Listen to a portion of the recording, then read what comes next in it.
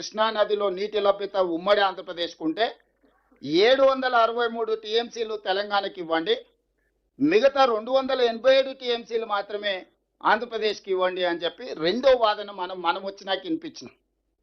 దాంతో ఈరోజు ఆంధ్రప్రదేశ్ ఉక్కిరి బిక్కిరి అవడమే కాకుండా ఆంధ్రప్రదేశ్ ప్రధాన ప్రతిపక్షమైన జగన్మోహన్ రెడ్డి గారు చంద్రబాబు నాయుడు గారికి లేఖ రాసిండు 19th November 2025, almost 1.5 month back.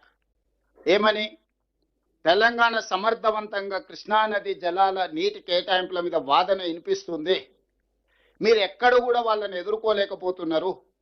దీనివల్ల ఆంధ్రప్రదేశ్కు మేము సాధించిన, చంద్రశేఖరరావు గారిని మేము మేనేజ్ చేసి సాధించిన నీటి కేటాయింపులు కూడా ఈరోజు తిరిగి తెలంగాణకి వెళ్ళిపోయే ప్రమాదం ఉందని ఈరోజు జగన్మోహన్ రెడ్డి గారు అధికారికంగా చంద్రబాబు నాయుడు గారికి లేఖ రాసిండు. మా రాష్ట్ర ప్రయోజనాలు తప్ప మాకు మరో ఎజెండా లేదు, ఉండదు, ఉండబోదు సార్.